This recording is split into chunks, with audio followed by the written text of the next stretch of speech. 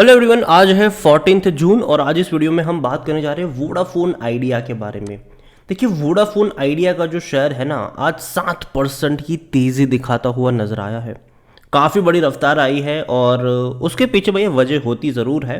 और देखो, खबरों का बाज़ार जब भी गर्म होता है शेयर में मोमेंटम देखने को मिलता है, चाहे पॉजिटिव हो या नेगेटिव हो।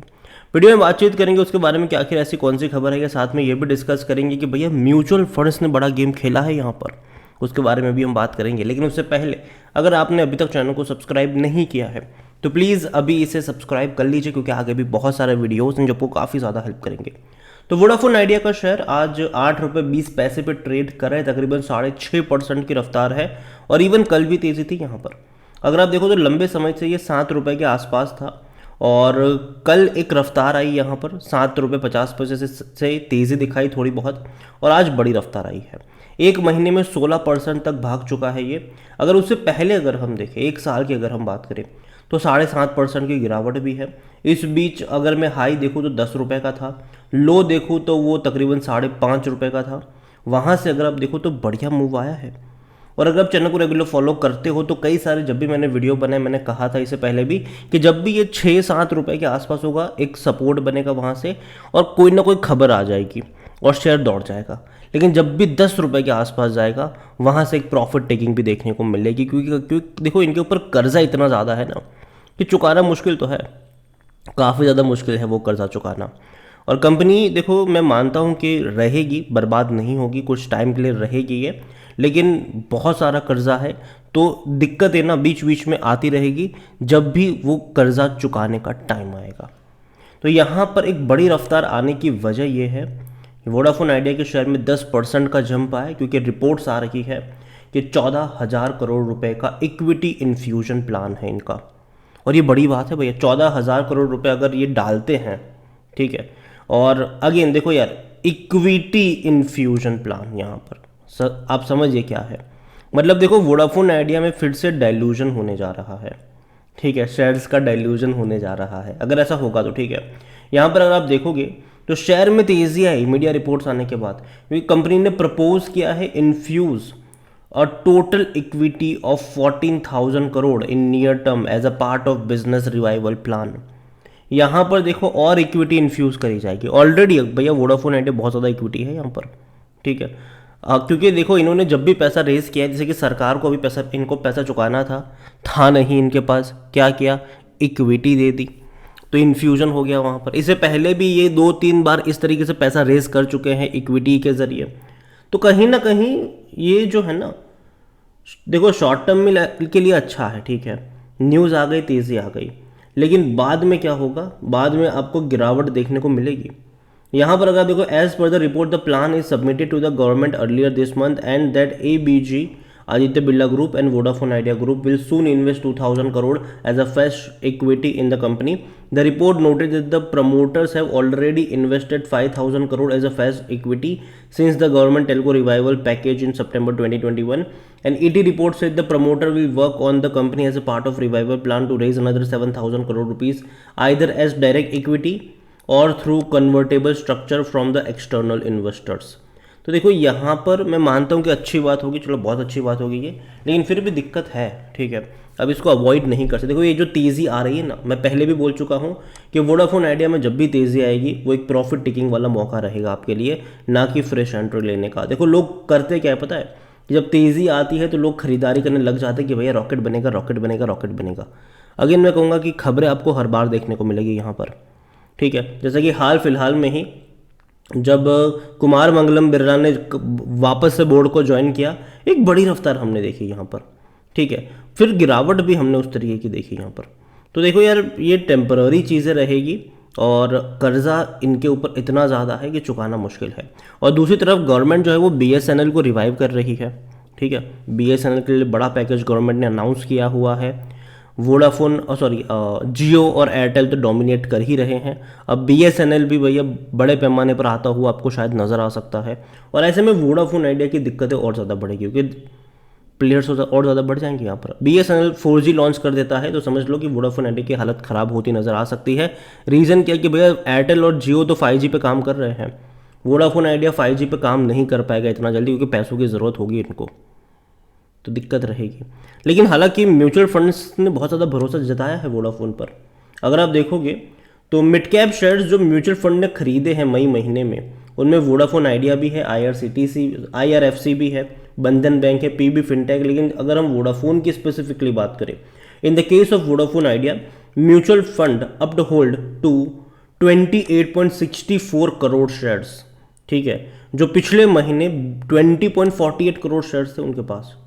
तो भैया म्यूचुअल फंड ने एक महीने में तकरीबन 8 करोड़ शेयर्स खरीदे, उससे ज़्यादा ही खरीदे यहाँ पर।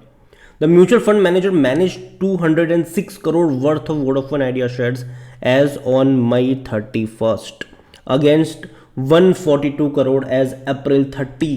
तो ये बड़ी बात है। देखो 30 अप्रैल तक, ठीक है, म्यूचुअल फंड्स के पास वोडाफोन आइडिया के तकरीबन 140 करोड़ रुपए की कीमत के आसपास के शेयर्स थे, जो सीधा एक महीने में बढ़ के 206 करोड़ हो गए। तो बड़ा क्वांटिटी कह सकते हो कि म्यूचुअल फंड्स ने खरीदारी करी है एक ही महीने में, मई महीने में यहाँ पर। तो काफ़ी बड़ी क्वांटिटी में खरीदारी हुई है। वोडाफोन आइडिया को लेकर अगर हम बात करने जाए तो वोडाफोन आइडिया का जो करंट असेट्स है वो काफ़ी कम है उनकी करंट लाइबिलिटीज़ के मुकाबले। ये नेगेटिव पॉइंट है उनका। ROE भी भैया नहीं अच्छा रहा, नेगेटिव में रहा है यहाँ पर। कंपनी लार्ज कैप है, 37,000 करोड़ से भी ज़्यादा का इसका मार्केट कैप हमें देखने को मिल रहा है।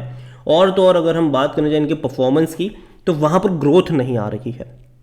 आज देखिए लंबे समय से इनका जो रेवेन्यू है वो 10,500 करोड़ के आसपास सिमटा हुआ है, वो उसे आगे बढ़ नहीं पा रहा है। और प्रॉफिट की तो आप भूल ही जाओ, लगातार लॉसेस हो रहे हैं, वो भी बड़े बड़े लॉस। 6 से 7 हज़ार करोड़ के लॉस कंपनी हर क्वार्टर में रिपोर्ट कर रही है। तो अगर पैसा रेज भी करेंगे ना ये, ठीक है, वो 1-2 महीने में ख़त्म हो जाएगा, या फिर शायद थोड़ा और महीना चल जाए। लेकिन दिक्कत है यहाँ पर, आप समझो उस चीज़ को। और कई सारी जो पेमेंट्स आएगी, ठीक है, चलो सरकार को इनको हर साल 5,000 करोड़ रुपए चुकाने हैं, टेलीकॉम डिपार्टमेंट को हर साल 5,000 करोड़ रुपए चुकाने हैं। लास्ट बार तो भैया वो पेमेंट नहीं कर पाए तो इक्विटी ले ली। अभी जब अगले साल फिर से आएगा यहाँ पर, तब क्या करेंगे?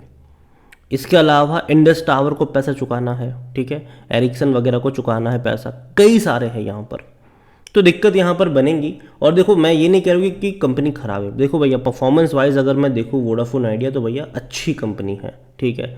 लेकिन वोडाफोन आइडिया के सिम खरीदने में और शेयर खरीदने में ज़मीन आसमान का फ़र्क है, ठीक है। जो सिम खरीदता है वो शेयर नहीं खरीदता है जनरली, अगर हम बात करें, बहुत कम लोग होंगे।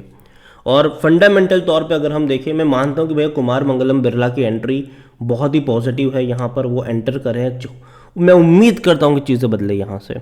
लेकिन डेट इनका अगर हम देखें तो वो इतना ज़्यादा है कि कुछ भी कह पाना यहाँ पर करंटली बहुत ज़्यादा मुश्किल लग रहा है। अगर हम बात करने जाए शेयर होल्डिंग की बात करें यहाँ पर, तो देखिए प्रमोटर के पास 50.36% की होल्डिंग है, जो पहले 75% के आसपास की थी। अब 50 कैसे हो गई? क्योंकि भैया सरकार यहाँ पर आ गई, सरकार ने हिस्सा खरीदा। तकरीबन ये जो आप 33.19% देख रहे हैं वो गवर्नमेंट है, यहाँ पर सरकार ने हिस्सा खरीदा है। क्योंकि पैसा चुका नहीं सकते थे ये गवर्नमेंट को, था ही नहीं उनके पास, तो कैसे चुकाते? तो उनको इक्विटी में कन्वर्ट कर लिया। अब हर साल तो ऐसा होगा नहीं, तो देखते हैं। यहाँ पर अगर देखो पब्लिक के पास 13.64% की होल्डिंग है, FIs के पास 2.28% की होल्डिंग है, अदर DIs 33.72, जिनमें से देखा जाए तो सिर्फ अदर DIs में गवर्नमेंट है सबसे ज़्यादा। म्यूचुअल फंड 0.41 है। एक्चुअली में देखें तो म्यूचुअल फंड लगातार बेच रहे हैं। दिसंबर में अगर आप देखोगे तो 0.97% की होल्डिंग से 0.41 पर आ गए। अब डेफिनेटली मई में आपको होल्डिंग बढ़ती हुई नजर आएगी, क्योंकि जैसे कि मैंने आपको अभी कहा कि म्यूचुअल फंड ने खरीदारी करी है मई महीने में। इंश्योरेंस की 0.12% की होल्डिंग हो गई, जो पहले 0.23 थी, तो बेच रहे हैं ये भी। तो दिक्कत है यहाँ पर। देखिए ओवरऑल मैं अभी के लिए इतना कहूँगा वोडाफोन आइडिया में कि यार मैं उतना ज़्यादा पॉजिटिव नहीं हूँ इस कंपनी को लेकर। मुझे लगता है कि हाँ, लोअर लेवल से बाइंग आएगी। अगर ये 6-7 रुपये के आसपास होगा, बाइंग आएगी, ऊपर की तरफ जाएगा, 10-12 रुपये के आसपास रहेगा, प्रॉफिट टेकिंग आएगी, ये वापस नीचे की तरफ जाएगा। और खबरों का बाजार गर्म रहेगा, उस हिसाब से ये ट्रेड करता नजर आएगा। फंडामेंटल के तौर पर अगर हम देखें तो ये वीक नज़र आता है। तो फिर भी बाकी मर्जी आपकी है। इसके अलावा एनालिसिस के लिए जिस पोर्टल का मैं इस्तेमाल कर रहा हूँ, ट्रेड ब्रेन्स, अगर आप भी इसको यूज़ करना चाहते तो लिंक मैं आपको डिस्क्रिप्शन में दे दूंगा। कई सारे बेहतरीन फीचर्स है यहाँ पर। और अगर आप मेरा कूपन कोड HSA20 का यूज़ करोगे तो आपको 20% डिस्काउंट भी मिल जाएगा, जहाँ पर आप एक क्लिक पर जो फंडामेंटली स्ट्रॉन्ग पेनी स्टॉक्स है उसको भी ढूंढ सकते हैं। डेट फ्री कंपनी, 1 रुपये का भी कर्जा जिस कंपनी पर नहीं है उसको भी आप ढूंढ सकते हैं। अच्छा डिविडेंड कौन पे करे वो आप ढूंढ सकते हैं। और तो और आप जो बड़े बड़े इन्वेस्टर्स कहाँ पे खरीदारी कर रहे हैं उनका भी पोर्टफोलियो आप चेकआउट कर सकते हैं। और भी कई सारे बेहतरीन फीचर्स है, आप चाहे तो अपना खुद का स्क्रीनर बना सकते हैं, चेकआउट कर सकते हैं, सब कुछ कर सकते हैं यहाँ पर। तो जाइए चेकआउट कीजिए, लिंक डिस्क्रिप्शन में है। वीडियो को एंड करूंगा, पसंद आया हो तो लाइक करो, शेयर करो, चैनल अगर पहली बार है तो प्लीज़ सब्सक्राइब करें। और वोडाफोन आइडिया के बारे में क्या सोचते हैं वो भी आप मुझे कमेंट में लिख के बता सकते हैं। Thank you.